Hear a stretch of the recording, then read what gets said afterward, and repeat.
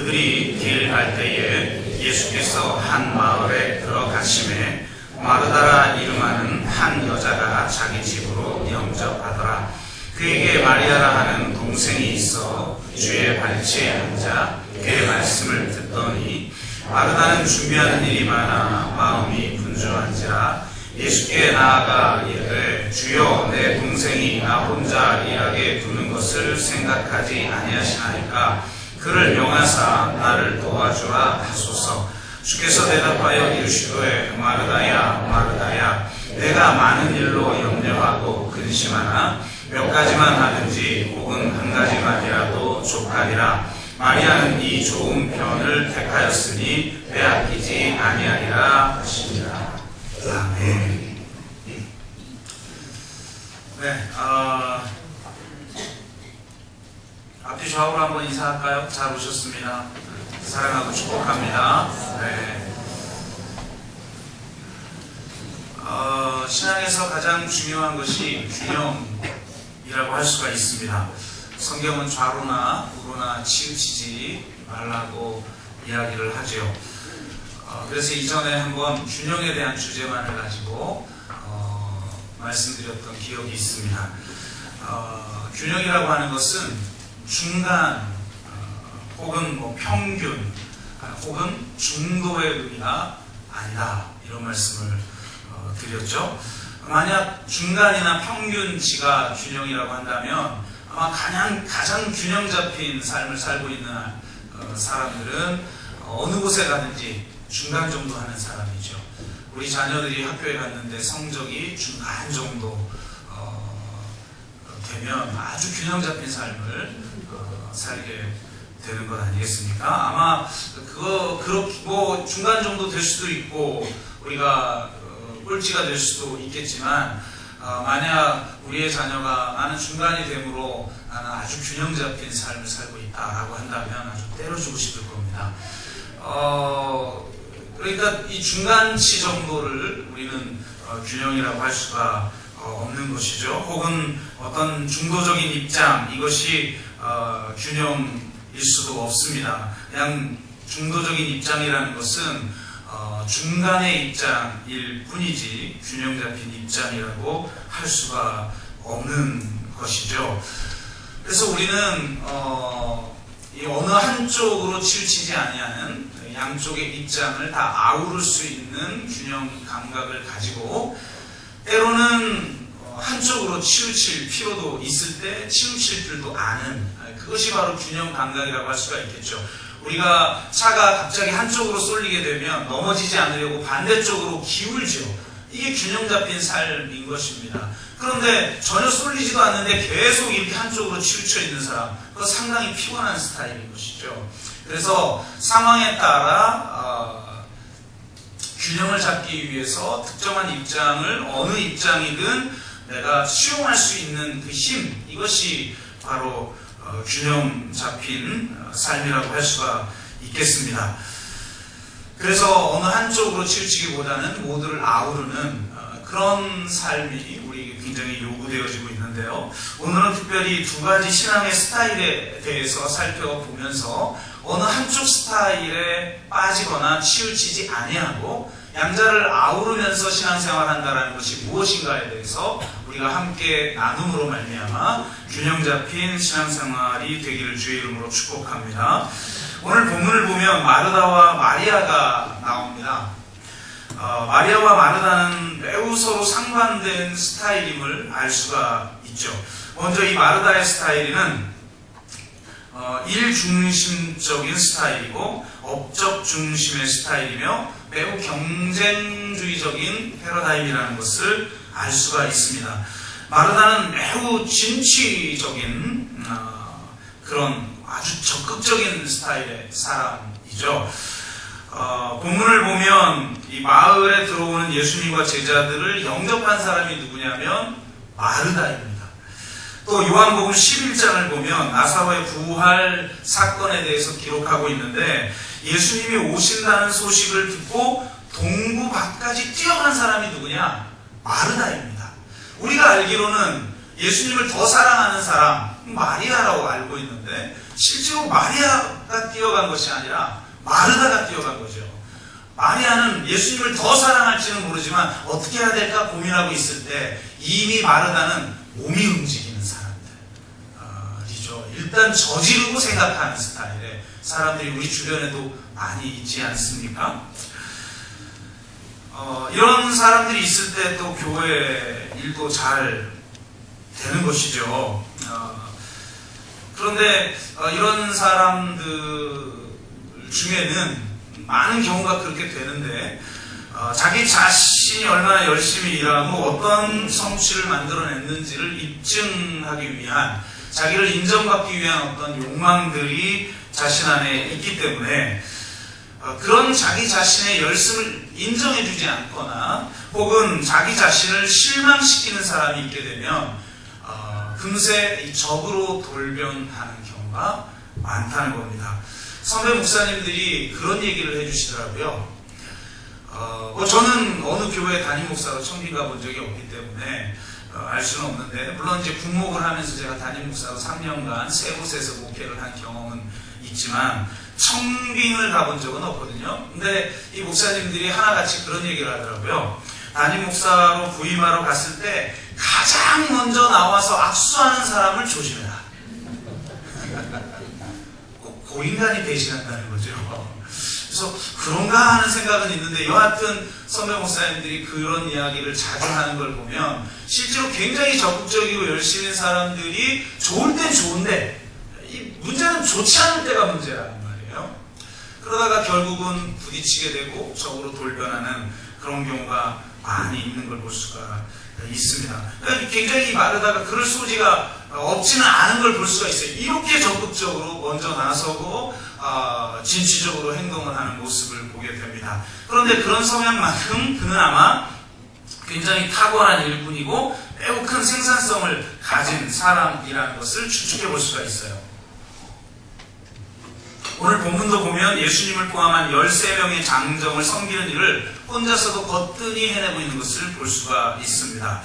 이런 사람들은 교회 안에도 안 끼는 일이 없습니다. 이런 사람들에게는 매사가 다 일거리고 또 일이 굉장히 많죠. 그리고 동시에 여러 가지 일도 해낼 수 있는 그런 능력을 가지고 있습니다. 그렇기 때문에 또 역으로 말하면 어느 곳에서나 필요로 하는 굉장히 중요한 사람이기도 합니다. 그런데 이런 사람의 약점이 무엇인가를 오늘 본문은 세 가지로 이야기를 해주는데요. 첫째는 매우 마음이 분주하다는 거예요. 40절에 보시면 이렇게 기록하고 있어요. 마르다는 준비하는 일이 많아 마음이 분주한지라. 외적으로 분주해야 될 때가 있죠, 분명히. 그런데요, 보시면 외적으로 분주하나 마음이 평안한 사람이 있어요. 거꾸로 외적으로는 굉장히 조용한데 마음이 분주한 사람이 있어요. 마음이 시끄럽죠. 외적으로 분주하더라도 마음이 평안할 수 있는 분들이 되시기를 주의 이름으로 축복합니다. 그러니까 근데 이 지금 마르다의 상태는 외적으로 지금 굉장히 분주하냐 아니냐를 떠나서 그 마음이 분주하다는 거예요. 그러니까 일중심적이고 성취 지향적인 사람들의 그 마음이 굉장히 분주하고 안정적이지 않다라는 거죠. 어떤 것을 성취하려는 욕망 때문에 마음이 분주하고 고민거리로 가득하다라는 겁니다. 그러니까 마음이 가만히 있지 못하니까 늘 자신을 투쟁적으로 만들고 또 긴장하게 만들고 또 자기 자신을 몰아세우고 성취지향적인 삶을 살아간다라는 겁니다. 이런 사람들의 특징은 주위를 잘 돌아보지 않는다라고 하는 그런 특징들을 가지고 있죠. 왜냐하면 그 일 자체를 성취하는 게 중요하기 때문에 주변을 돌아보지 않는 그런 성향성들을 가지고 있다라는 거죠. 둘째 약점은 마음에 염려가 많다는 겁니다.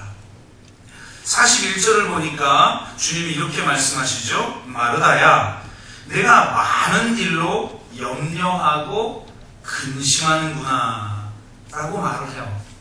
그러니까 단지 마음이 분주한 정도가 아니라 염려하고 근심한다라는 거예요. 왜 그래요? 생각해 보세요, 여러분. 반드시 어떤 일이 안 이루어져도, 반드시 그 일이 성취되지 않아도 되는 사람이 염려하고 근심하겠습니까? 캔사라세라, 될 대로 되라.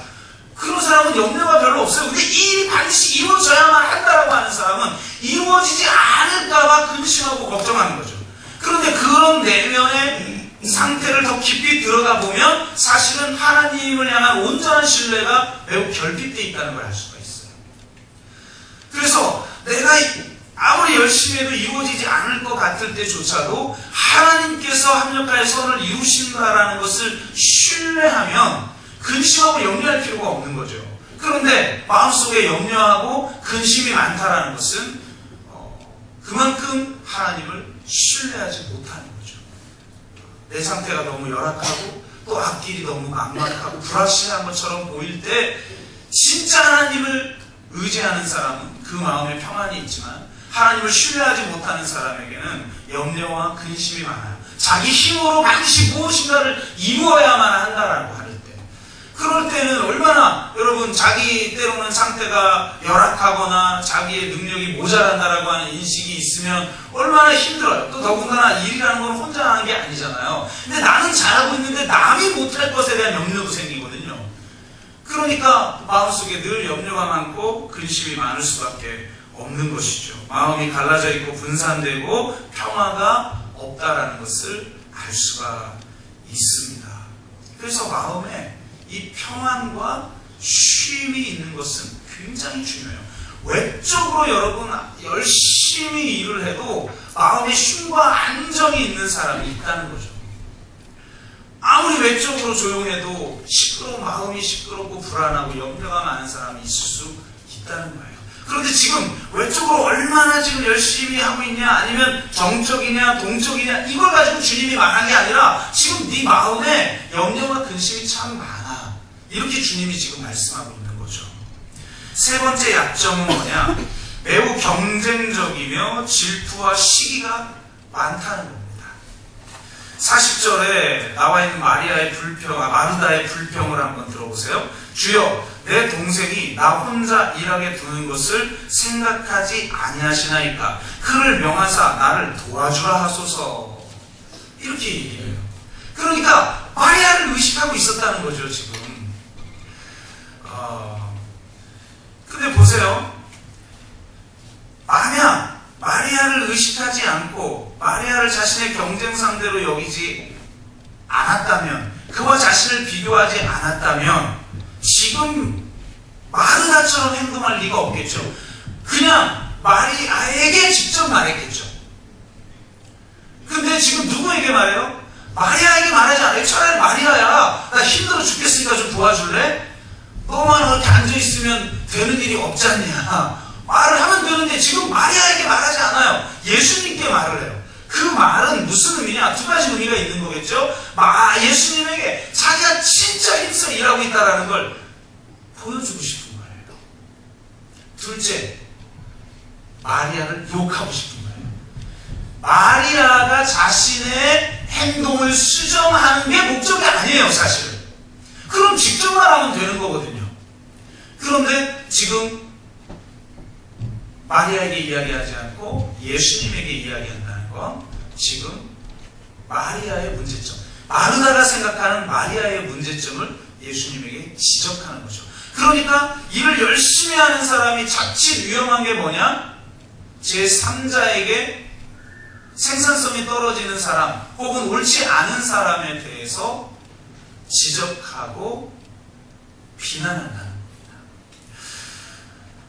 이런 세 가지의 문제점들이 이 마르다의 유형들에게 나타날 수가 있다라고 하는 것이고요. 반면 마리아는 관계 중심의 스타일이고 또 말씀 중심의 스타일이라고 할 수가 있어요. 전통적으로 마르다와 마리아를 이렇게 비교 우리 많이 하잖아요. 말씀과 봉사, 이렇게 이야기를 해서 예를 들어서 예배 시간 다 됐는데 봉사하느라고 늦게 들어온다든지 막 이러면 전통적인 목사님들 얼마나 야단쳤어요. 마리아와 같은 신앙을 가져야지 말이야. 바빠가지고 뭐 이렇게 말씀도 소홀히 하고 그러면 안 된다고 이렇게 야단쳤던 설교를 저도 들은 기억이 있는 것 같습니다. 이런 해석 때문에 때로는 말씀을 듣지 않고 봉사하는 사람들은 야단을 맞는 경향이 있고, 반대로 봉사를 열심히 하지는 못하지만 교회 성경 공부나 여러 양육 훈련에 참여하는 사람들은 매우 사랑받고 칭찬받는 그런 문화도 없지는 않았다라는 것입니다. 그런데 여러분 가만히 생각해 보면 사역을 하지 않고 말씀만 좋아하는 것이 그렇게 또 옳은 것도 아니라는 걸 알 수가 있어요. 사역 속에서 자신이 부딪히고 깨어지면서 진정한 신앙 인격이 성숙되어지는 거죠. 말씀만 묵상한다고 자동적으로 자신의 인격이 이렇게 변화되어지고 그러지 않아요. 도리어 머리만 커지고 깨어짐 없이 지식을 이용하여서 상대를 판단하고 정죄하는 데 능하게 되어버린다는 것을 우리는 반드시 염려해 두어야 하는 것입니다. 마리아는 단순히 말씀 중심적인 그런 신앙보다 한 단계 더 나아가 보면 그는 어떻게 보면 예수님과의 깊은 교제를 통해 그분을 더 알길 원하는 것을 갈망하는 스타일의 그런 신앙생활이라고 할 수가 있어요. 마리아는 예수님을 더 깊이 알기를 원했고, 그래서 그분의 존전에 가까이 나아갔던 것이며, 그 말씀 자체이신 예수님의 발치에 앉아 그분의 말씀을 듣는 걸 사모했던 것입니다. 그분께 은혜를 입으면 그분을 더 알기 원하게 되고, 그분을 더 알면 또 희한하게 더 큰 은혜가 임하는 것이죠. 저는 개인적으로 누가복음 7장에 있는 예수님께 향유를 부은 죄 많은 여인이 바로 오늘 본문의 마리아라고 개인적으로 믿습니다. 물론 마태나 마가나 요한의 관점은 좀 달라요. 특별히 예수님께 향유 옥합을 깨뜨린 여인이 무슨 특별히 죄인이라든지 그렇게 언급하고 있지 않아요. 그런데 독특하게도 이 누가복음만은 그런 관점으로 바라보고 있다는 거예요. 후반부에 있었던 지지난주에 설교 드렸던 것처럼 후반부에 언급되어 있는 사건을 누가는 특별히 전반부의 사건으로 위치를 바꾼다는 거죠. 그리고 나서 바로 오늘 이 본문의 이야기를 하고 있어요. 그러니까 결국은 향유 옥합 300데나리온, 그것은 그 시대에 만약에 그 여인이 죄를 지은 여인이란다면 자기 전 재산에 해당할지도 모르는 그것을 아낌없이 헌신하고 깨뜨릴 수 있는 그런 은혜가 있었던 사람이라는 거죠. 그 은혜는 결국은 더 깊은 사랑의 관계를 갈망할 수밖에 없다라는 겁니다. 그래서 우리는 이 마리아를 충분히 이해하지만 자칫 이 관계 중심의 스타일, 말씀 중심의 스타일이 문제를 일으킬 수도 있다는 거예요. 예수님께 집중하다 보니까 그는 이 누이의 수고로움과 고생을 돌아보지 못해요. 내가 은혜 받고 내가 주님과의 그 교제를 누리는 게 중요하다 보니까 내가 그것이 가능할 수 있는 여건을 마련해주는 사람들의 노고를 외면하거나 그 사람들의 그 노고에 대해서 고마워하거나 또 그 사람들의 그 노고에 동참하지 않아요. 마르다가 오죽하면, 물론 여러 가지 역동이 있긴 했지만 오죽하면 예수님께 와서 이야기를 했겠어요. 예수님께 직접 와서 제발 마리아도 일 좀 하게 해주세요 라고 말하기 전에 진정으로 은혜를 받은 자라면 바로 그 은혜 받는 환경을 가능하게 만들도록 봉사하고 있는 사람들의 마음을 헤아리고 그의 마음을 알아주고 그리고 함께 짐을 지는 그런 삶을 살게 되어지는 것이죠. 그런데 마리아는 그러지는 못했던 것 같아요. 그리고 이 은혜만을 추구하는 경향성 자체가 자칫 진정한 헌신으로 나아가지 못하는 은혜 소비주의로 클 수가 있다는 거예요. 진정한 은혜는요, 때로는 과도한 헌신을 요청할 때 내가 헌신할 수 있어요. 그런데 그냥 은혜를 누리기만 좋아하는 사람은 그냥 누리는 것 자체에 헌신하는 거예요. 그러다 보면 결국은 자신의 게으름과 불충성을 은혜라는 말로 무마시켜버릴 수도 있다는 거죠. 모두가 다 은혜만을 추구하고 헌신하지 않는 공동체가 과연 존재합니까? 만약 이 공동체만, 이 작은 공동체만도 그래요. 누가 안내하지 않으면, 누가 헌금위원을 하지 않으면, 누가 성가대를 하지 않으면, 누가 찬양대를 하지 않으면, 누가 식당 봉사를 하지 않으면 이 공동체가 유지가 됩니까? 식사 한 번이라도 쉬는 날이면 되게 썰렁하지 않아요? 그분들의 헌신이 있으니까 우리가 지금 이 은혜를 누리는 환경이 가능한 거라는 거예요. 그런데 그런 사람들의 마음을 외면하고 내가 오직 은혜 받는 데 집중한다? 이것도 바람직하지는 않다라는 겁니다. 여러분은 어떤 스타일입니까? 마르다입니까? 마리아입니까? 어느 쪽이 주님이 보시기에 기뻐하시는 스타일일까요? 지금까지는 마르다를 본받지 말고 마리아를 본받아야 한다고 말했습니다. 그것은 두 스타일을 서로 대립적으로 놓고 어느 한쪽을 선택해야 된다라고 우리한테 말하는 것과 같습니다.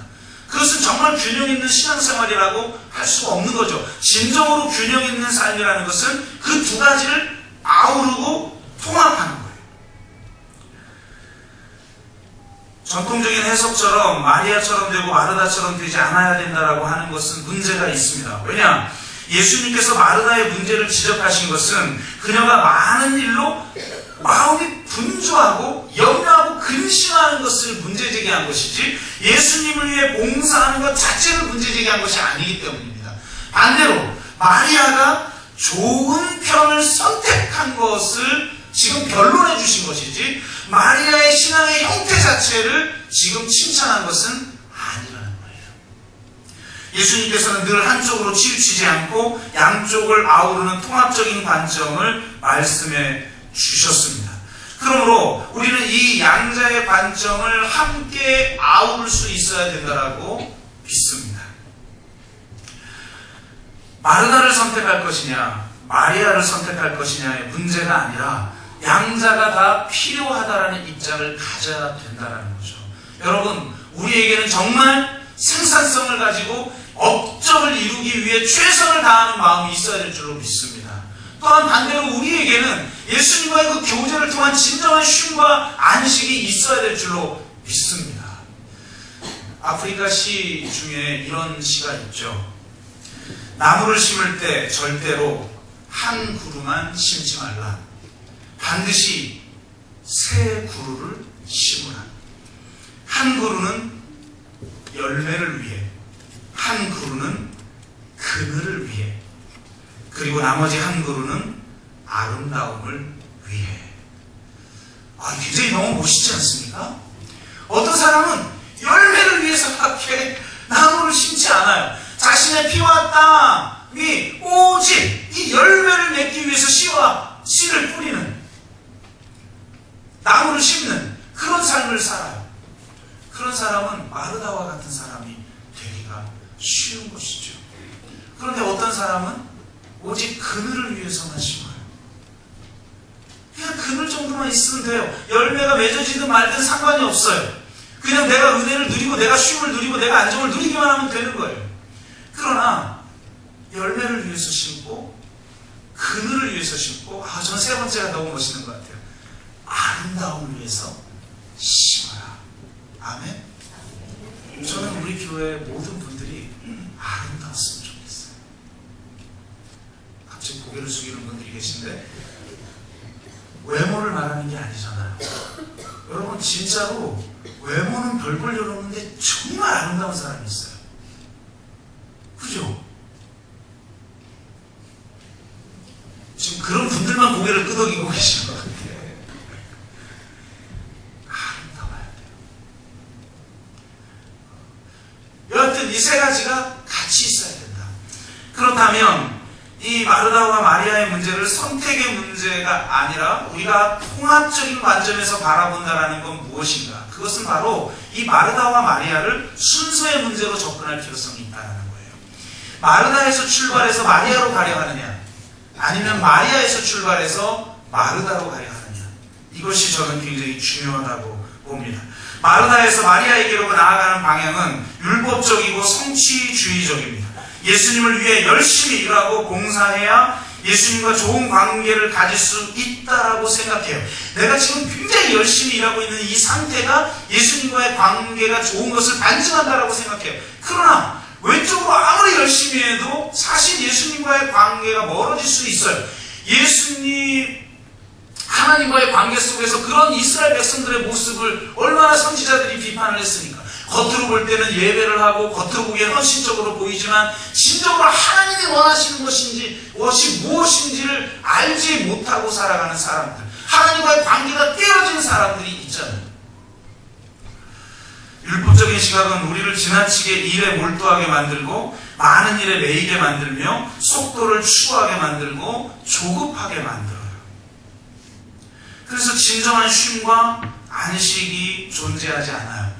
진정한 쉼과 안식이 존재하지 않는다는 건 하나님 앞에 온전하게 맡기지 않았다는 거예요. 맡기지 않았다는 건 뭐냐면 지금 모든 일을 자기 힘으로 하고 있다는 거죠. 자기 힘으로 하니까 힘들죠. 또 자기 힘으로 하고 있으니까 불안하죠. 왜? 자기 힘이라는 것은 온전하게 신뢰할 만한 것이 아니거든요. 그러다 보니까 장기적으로 성취 또한 떨어지는 경우를 많이 보게 됩니다. 반면 마리아에서 마르다로 나아가는 방향은 은혜 중심적인 삶을 살아가는 것을 의미합니다. 율법이란 자기 힘으로 하나님을 위해 무엇을 해보겠다는 것이며, 은혜란 하나님이 우리를 위해 무엇인가 이미 하셨고 하고 계신다라는 것을 누리는 걸 말합니다. 이렇게 은혜를 누리면 예수님과의 깊은 관계를 가지게 되고 진짜 예수님과의 온전한 사랑의 관계에 머물게 되면 사도 바울처럼 내가 예수께 받은 사명 그것을 마치려 하면 내 생명을 조금도 아끼지 아니하노라. 내가 이미 받았다함이 아니요 이미 이루었다는 거 아니고 내가 오직 저 뼈대를 향해 내가 달려가노라. 이렇게 살아갈 수 있죠. 그 원동력이 일 자체를 성취하기 위한 게 아니에요. 그 모든 것의 원동력은 어디서 오느냐? 예수 그리스도와의 친밀한 관계에서 와요. 여러분, 능력의 원천이 뭐냐? 친밀성이에요. 우리는 예수 그리스도와의 친밀한 관계를 회복하지 않고 자꾸 능력 달라고 그래요. 자꾸 응답해 달라고 그래요. 여기서 잘못된 거죠. 진정한 응답은, 진정한 능력은 어디서 오느냐? 바로 친밀성에서 오는 거예요. 진짜 예수님과의 친밀한 영적 교제를 내가 나누고 있는가라는 거예요. 예수 그리스도를 위해 살아가기 전에 for Christ, 그분을 위해 살아가기 전에 in Christ, 그분 안에 먼저 살아야 되는 거예요. 내가 마리아의 삶을 살아갈 때 내가 마르다의 삶을 살아갈 수가 있는 것입니다. 진정한 친밀성 안에 안식이 있고 쉼이 있으며 그 안에서 능력이 나오는 것입니다. 거기서 나오는 능력으로 하나님의 사명을 감당해야 하는 것입니다. 제가 굉장히 예전에 크게 은혜를 받았던 사람 중에 한 명이 스티븐 맥베이라고 하는 목사님인데요. 은혜의 영성을 주장하는 분으로 알려져 있죠. 이분이 한국에 와서 강의한 것을 녹음한 테이프를 제가 구입해서 들은 적이 있어요. 요즘 뭐 차도 다 CD인데 그 당시는 이 카세트 테이프, 그 카세트 테이프로 그 간증을 들었는데 굉장히 제가 많이 도전이 됐어요. 이분은 미국에서 아주 큰 교회를 담임하는 목회자였어요. 성도들도 굉장히 존경하고 특별히 지역사회에 많은 영향력을 끼치는 목사님이었어요. 그런데 이분이 그 교회를 목회를 잘하고 있었는데 어느 날 주일 예배를 드리는데 못 보던 사람들이 앞자리에 앉아 있는 거예요. 교회가 크니까 새로 온 사람을 못 알아볼 수도 있을 텐데 이분들이 앞자리에 앉아서 예배를 드리니까 굉장히 금방 눈치를 챈 거죠. 낯선 분이라는 거를.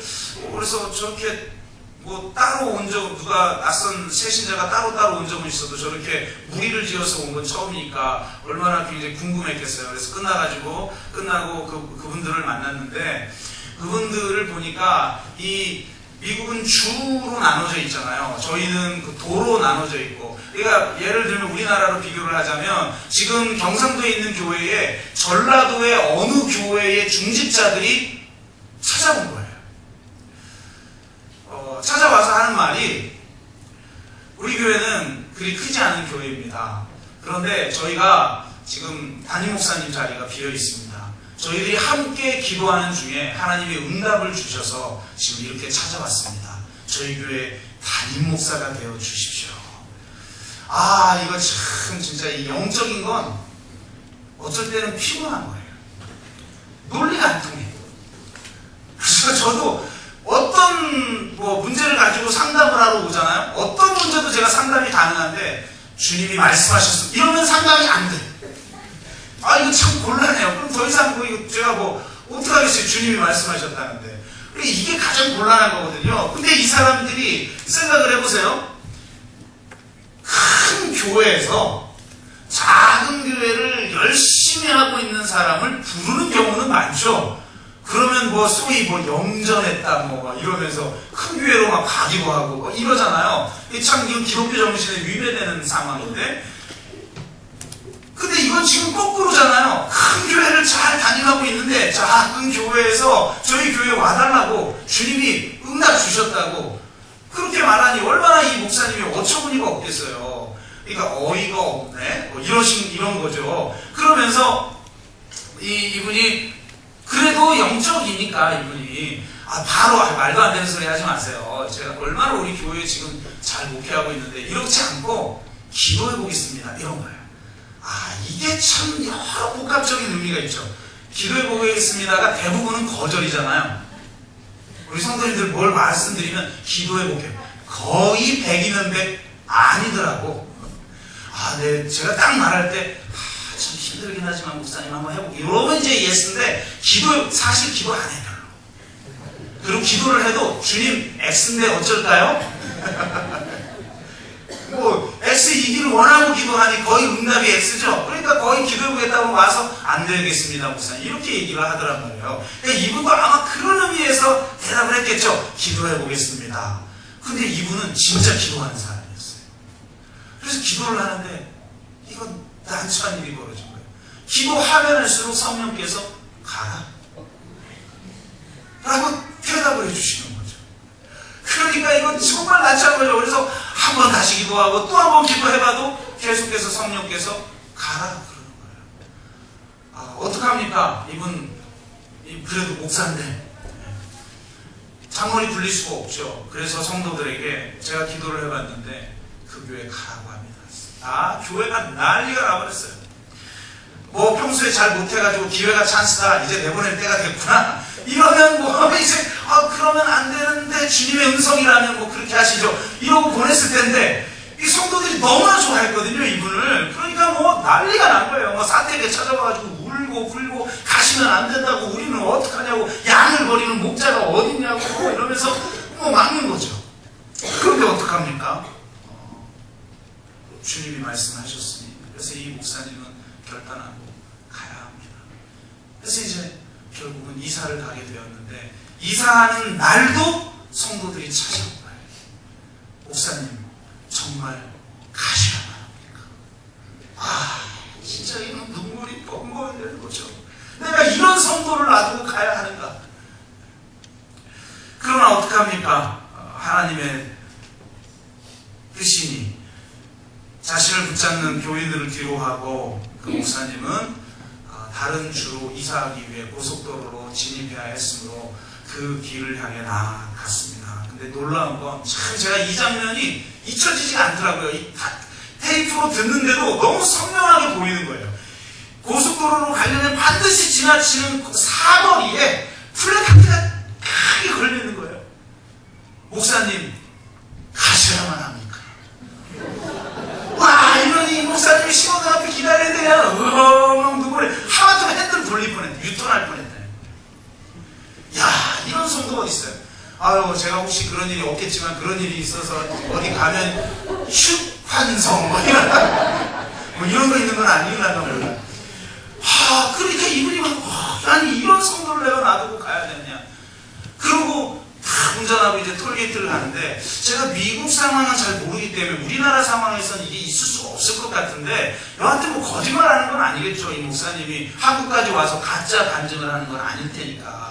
이분이 이제 톨게이트를 향해 딱 나가는데 톨게이트에 보면 전광판이 있잖아요. 그 전광판에 목사님 꼭 가셔야만 합니까? 이게 써있다는 와. 그러니까 이분이 진짜 얼마나 힘들겠어요. 그러고 겨우겨우 그 톨게이트를 통과했는데 첫 번째 전광판, 예를 들면 뭐 지체중 뭐 이런 거 안내하는 거 있잖아요. 졸음운전하지 마시고 막 이런 거 안내하는 전광판에 뭐라고 딱 첫 번째 전광판에 뭐라고 되어 있는지 알아요? 목사님 가셔야만 한다면 안녕히 가십시오. 축복합니다. 이렇게 적혀있어요.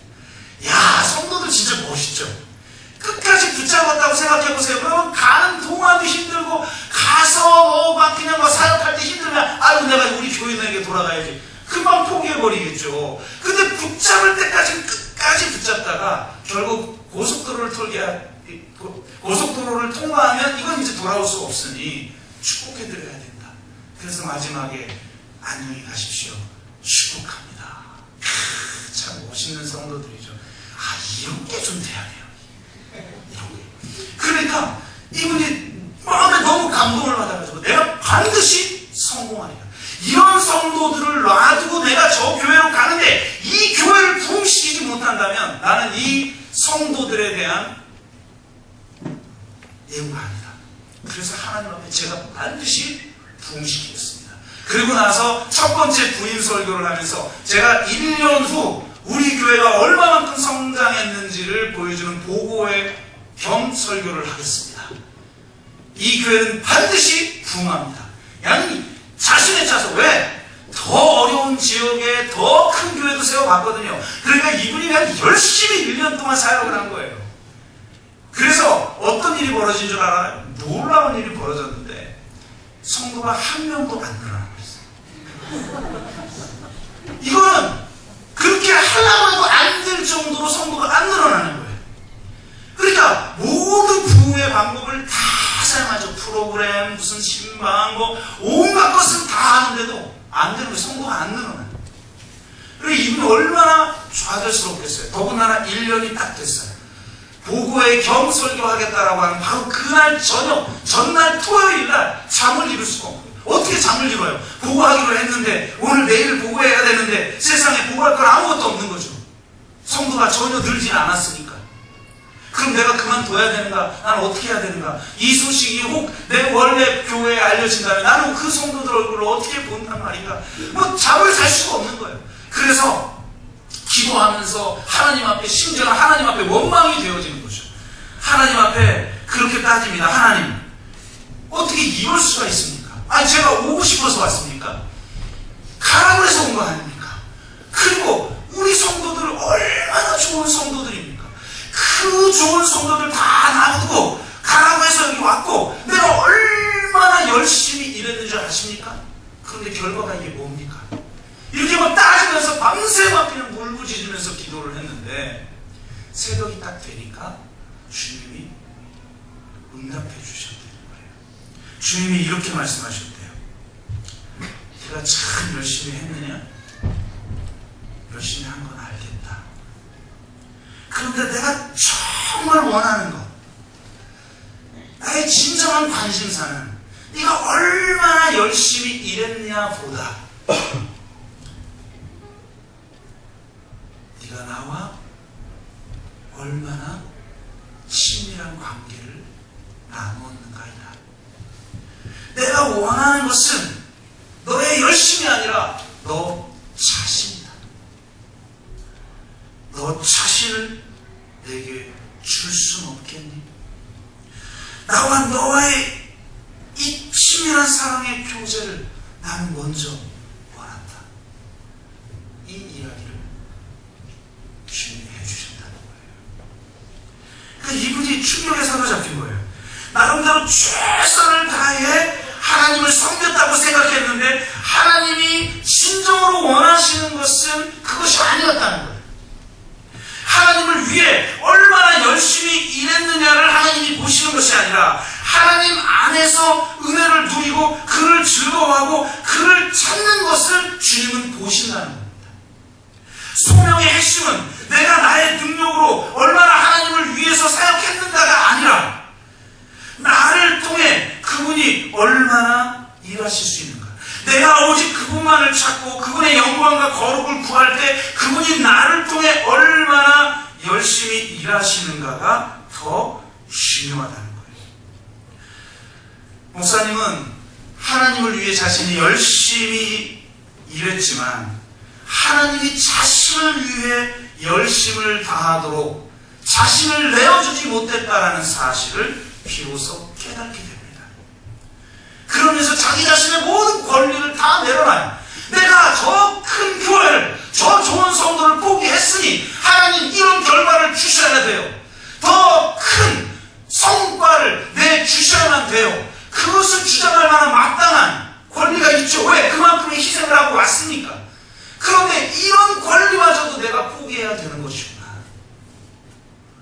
그래서 주님 앞에 이 모든 것을 내려놓고 내가 열심을 다해 어떤 일을 이루어 드리기 전에 내가 하나님과의 친밀한 사랑의 교제를 나눈 그것이 먼저라는 사실을 깨닫게 됩니다. 그것이 내 안에 누려지게 될 때 그 친밀성에서 나오는 하나님의 능력으로 하나님의 일을 하는 것입니다. 우리가 for Christ, 그리스도를 위해 살기 전에 in Christ, 그리스도 안에 내가 살아가고 있는가? 그리스도 안에 살아갈 때 내가 발버둥 치지 않아도 열매를 맺게 되어 있습니다. 가지가 나무에 붙어있으면 열매를 맺는 것이지 나무에 떨어져 나와서 자기 혼자 발버둥 친다고 아름다운 열매를 맺는 게 아니라는 것이죠. 말씀을 맺습니다. 마리아와 마르다는 서로 대립되는 것이 아닙니다. 양자가 모두 필요합니다. 그런데 우선순위가 중요하다는 거예요. 우리 안에 in Christ, 하나님 안에서 그분과의 온전한 사랑의 교제, 친밀한 교제를 나누고 있는가?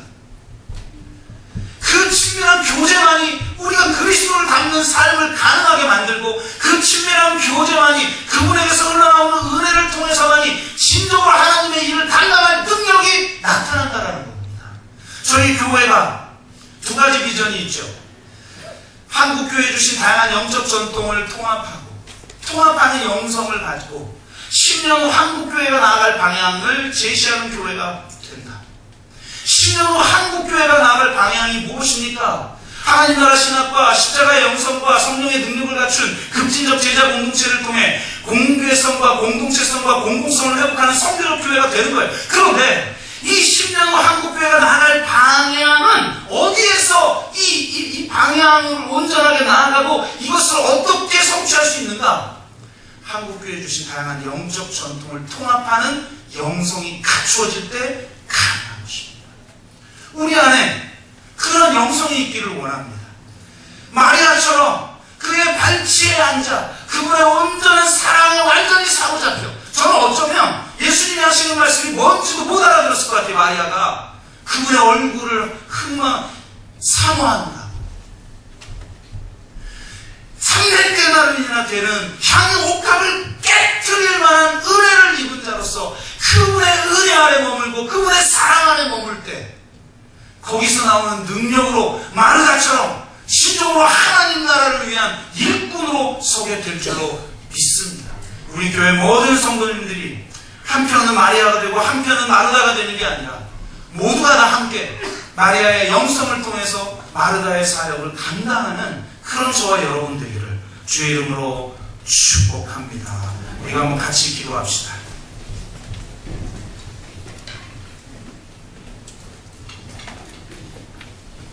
우리가 왜 지칩니까? 왜 불평이 많고 염려가 많고 근심합니까? 우리는 왜 쉼과 안식이 없고 분주하기만 합니까? 우리는 왜 남과 비교하고 시기하고 질투하고 직접 말하지 못하고 제3자에게 이야기를 합니까? 그것은 하나님 안에서 우리 예수님과 진정한 사랑의 교제가 없기 때문입니다. 그분의 사랑의 교제 가운데서 흘러나오는 그 사랑, 그 은혜가 메말랐기 때문입니다. 능력은 친밀성에서 나옵니다. 우리가 능력 있는 승리하는 그리스도인으로 살아가려면 진정으로 그분의 사랑에 매여 그분의 은혜에 사로잡혀 그분과의 사랑의 친밀한 교제가 이루어져야 합니다. 우리가 이 마리아의 영성을 통해서 마리아의 사역으로 나아갈 수 있기를 바랍니다. 주님, 자신의 생명을 저 십자가에 내어주면서까지 우리를 사랑하시고 긍휼히 여기신 그 사랑, 저 십자가를 통해 정사와 권세를 밝히 드러내고 하나님의 공의와 정의를 이 땅에 실현하신 사랑, 그 사랑에 사로잡히게 하여 주옵소서. 어떤 두려움과 근심과 염려 없이 진정한 쉼과 안식 속에서 저 벽대를 향해 달려나갈 수 있기를 원합니다. 그런 은혜가 차고 넘쳐 흐르는 검으로서 또 공동체가 되게 하여 주시옵소서. 우리 가정이 되게 하여 주옵소서. 내가 되게 하여 주옵소서. 이런 기도 제목을 가지고 우리가 함께 기도하겠습니다. 같이 기도합니다. 사랑의 아버지 하나님 감사합니다. 향유옥합을 깨뜨릴 수밖에 없는 그 은혜, 그 발꿈치 앞에 앉아 그분을 악망하고 사모할 수밖에 없는 그 은혜에 머물기를 원합니다. 그리하여서 내 속에 진정한 쉼과 안식이 있고 내 속에 진정한 기쁨과 평화가 있고 내 속에 주님을 향한 그 열정과 진정한 사명을 향한 헌신이 있을 때 하나님, 우리를 아버지 하나님께서 원하시는 그 비전대로 우리를 사용하실 줄로 믿습니다. 10년 후 한국교회가 나아갈 방향을 제시하는 그런 교회가 되기 위해서 우리가 하나님께서 이 한국교회에 주신 다양한 영적 전통을 통합하며 우리 안에 그 통합된 영성이 있어야 될 줄로 믿습니다. 주님, 우리를 사로잡아 주시고 주의 은혜와 주의 사랑을 폭포처럼 쏟아부어 주셔서 우리가 정말 저 벽들을 향해 달려갈 길을 끝까지 마치려 하는 그러한 황신자들이 될 수 있도록 인도하여 주시옵소서. 주님, 메마른 영혼이 있으니까 촉촉히 성령의 담비를 부어 주시옵소서. 성령으로 말미암아 부어지는 하나님의 사랑에 사로잡히게 하여 주옵소서. 그 사랑이 우리를 강건하게 하여 주시옵소서. 이 세상의 것들에 매여 살아가는 삶이 아니라 오직 주의 사랑에 매여 살아가는 삶이 될 수 있도록 주여 인도하여 주옵소서. 하나님 감사합니다. 주님의 사랑, 주님의 은혜, 주님의 능력을 우리에게 부어 주시옵소서. 우리 안에 이 세상이 알지 못하는 진정한 쉼을 통해 그분의 사랑을 통해 상향의 옥합을 깨뜨리고 자신의 생명까지 십자가에 아낌없이 내어줄 수 있는 그런 뜨거운 사랑을 갖게 하여 주옵소서. 그 사랑에서 출발하여 이 땅에 하나님이 원하시는 교회, 가정, 사업, 이 사회를 세워나가는데 모두가 되게 하여 주옵소서. 감사드리며 예수 그리스도의 이름으로 기도드리옵나이다.